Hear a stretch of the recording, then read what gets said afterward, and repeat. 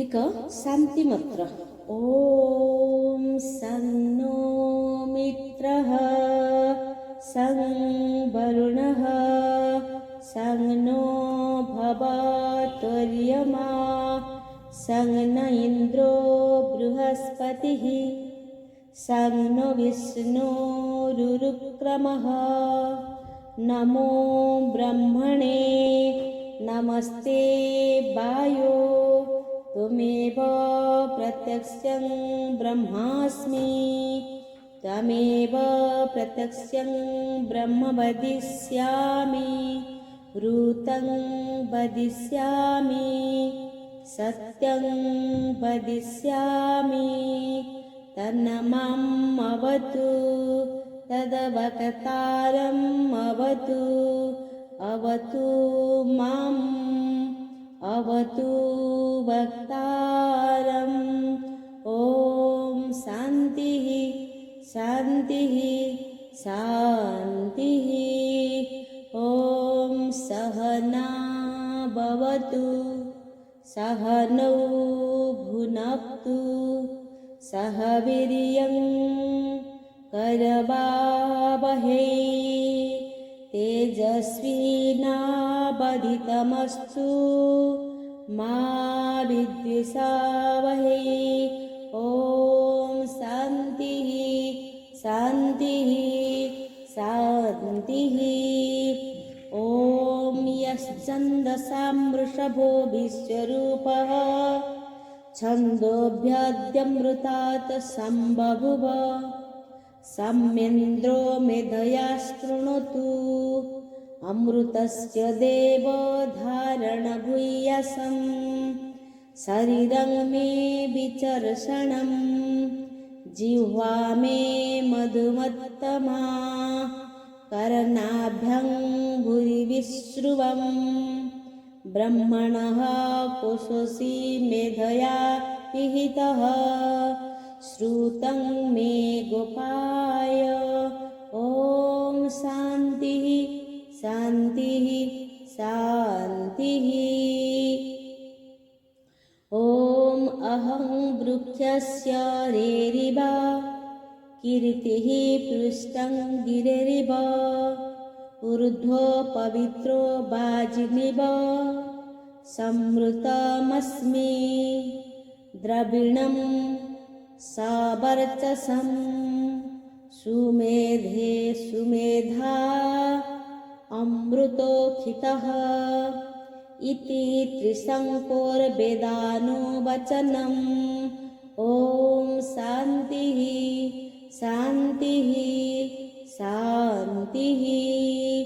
ॐ पूर्णमदः पूर्णमिदं पूर्णात् मुदच्यते पूर्णस्य पूर्णमादाय पूर्णमेवावशिष्यते। ॐ शान्तिः शान्तिः शान्तिः।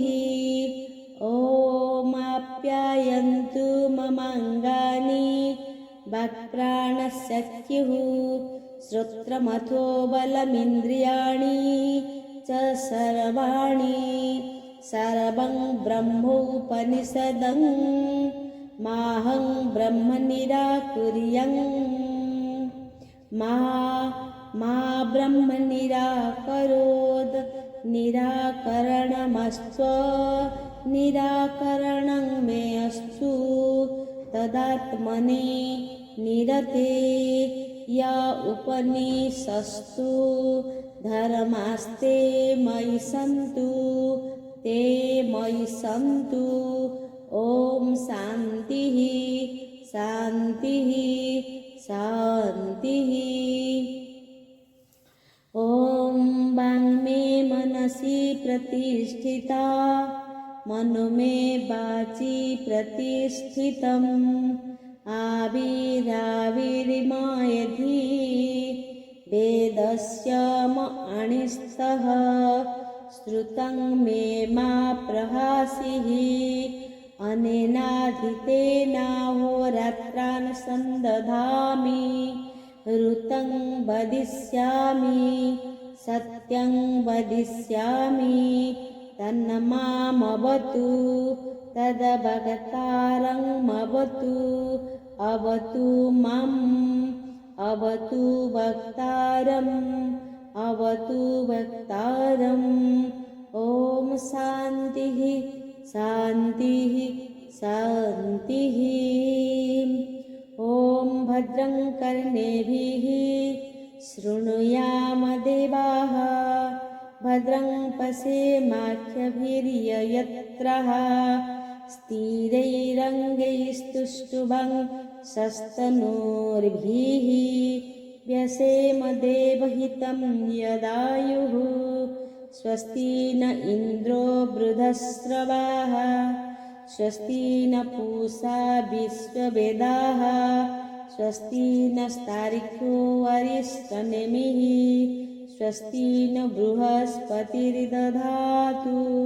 ॐ शान्तिः शान्तिः शान्तिः।